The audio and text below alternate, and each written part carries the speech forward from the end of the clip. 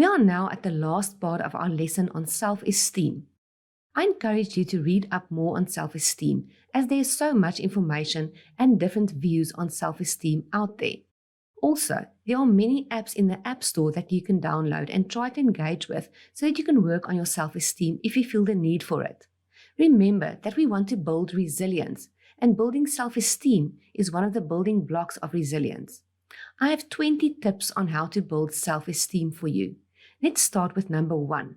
Remember, take one small step at a time. This is a journey, and before you know it, sometime in the future, you will recognize changes not only in your self-esteem, but in yourself in general. Let's start with the ways in which you can improve your self-esteem, starting with mastering a new skill. When you attempt to master a new skill that is in line with your talents, passions, or interests, you increase your sense of mastery or competence, and that will definitely increase your self-esteem. Remember, to master a new skill takes patience, so to set some goals might be invaluable. Remember to set attainable and realistic goals. Even with a low self-esteem, most of us have some accomplishments to be proud of, no matter how little.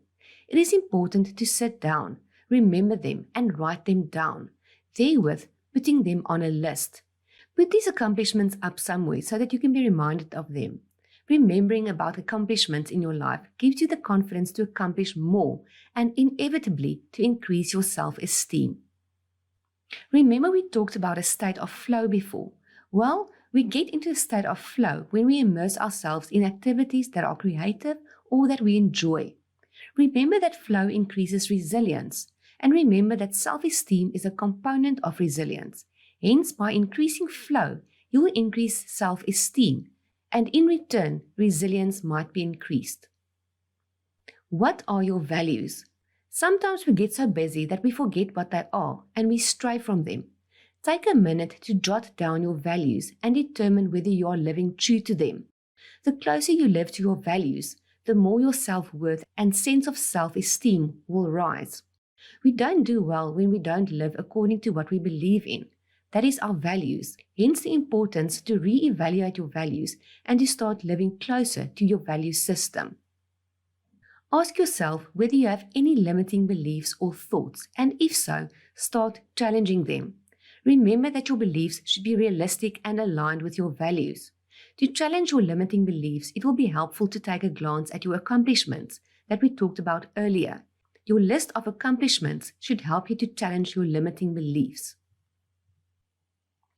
Are you currently stuck in a comfort zone? Have you ever heard of the saying that life starts at the end of your comfort zone? Well, then get out of your comfort zone. Attempt a new job if you're unhappy in your job. Learn a new job. Take on a new routine, but get out of your comfort zone. How do you do it though? Well, by defining what your comfort zone entails and what is needed to get out of it. Then do it. It may feel uncomfortable at first, but believe me, your self-esteem will get a big boost when you learn to live outside of your comfort zone, a place full of challenges and also rewards. It is amazing how good it feels to be of help to someone. Whilst working on your self-esteem, use your talents, skills, passions, and abilities to help someone accomplish something they want to accomplish. That way you become part of that someone's dream or goals, and by helping them achieve something, your sense of worth increases as well. This is where therapy comes in. When you have unresolved issues in your past, it may hinder your self-esteem. If the issues of your past are really keeping you back, please seek out therapy or do more courses that may help resolve your issues.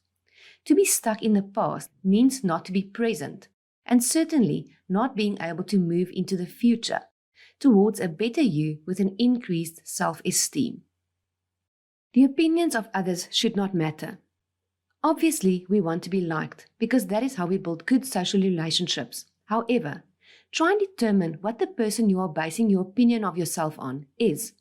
Do they have the same value system as you? And is the relationship a healthy one? If not, then it is necessary to let that opinion go. Sometimes we tend to think we know what others think about us, but that is just an assumption and a thought, not a fact. Therefore, do not live your life according to what you think others may think about you. People are more egocentric than we can ever imagine, and they mainly think about themselves. So try and let those thoughts go. With so many excellent inspirational reading material out on the market today, it is hard to even decide on what to read.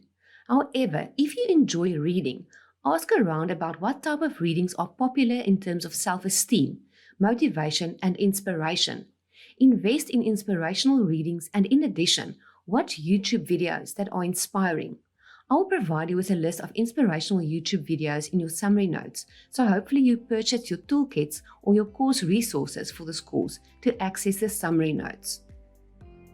Before we go any further, please let me enlighten you on what is to come in your next lesson for this course.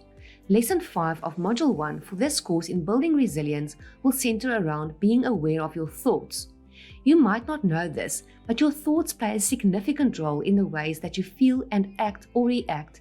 Therefore, they also play a role in the outcomes of your actions or your reactions. We will discuss core beliefs, which are usually formed as early as childhood, and they continue to be molded, changed, improved, or reinforced. Negative core beliefs are reinforced by negative thoughts. If you change the way you think from being negative to being and thinking more positive, you will not only feel better, but your self-esteem will improve, and in turn, you'll become more resilient. Let us move on with our lesson, addressing whether you are living in line with your integrity. Integrity can be defined as being honest and having strong moral principles. Try and define what integrity means to you and evaluate whether you are living according to it.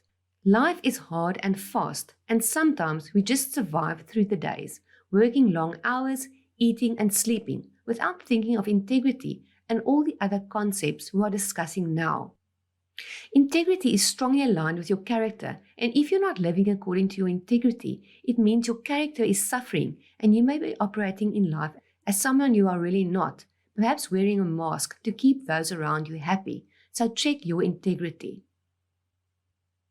There is a lot of value in surrounding yourself with positive people. If you find that there are negative people draining you of your energy or constantly putting you down, dragging you down with them, it's time to let them go.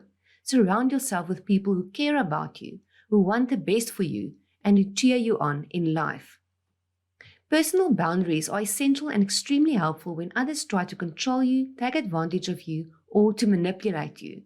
Know when to say no, and know how to respond when someone wants to cross your boundaries. Take care of your appearance. When you feel cared for in a physical manner and look your best, you feel your best. You tend to get compliments, and you guessed it, your self-esteem rises. It is important to dress like someone who has confidence and let your self-assurance shine through, and to keep on taking care of yourself. Be tolerating of failure in order to grow.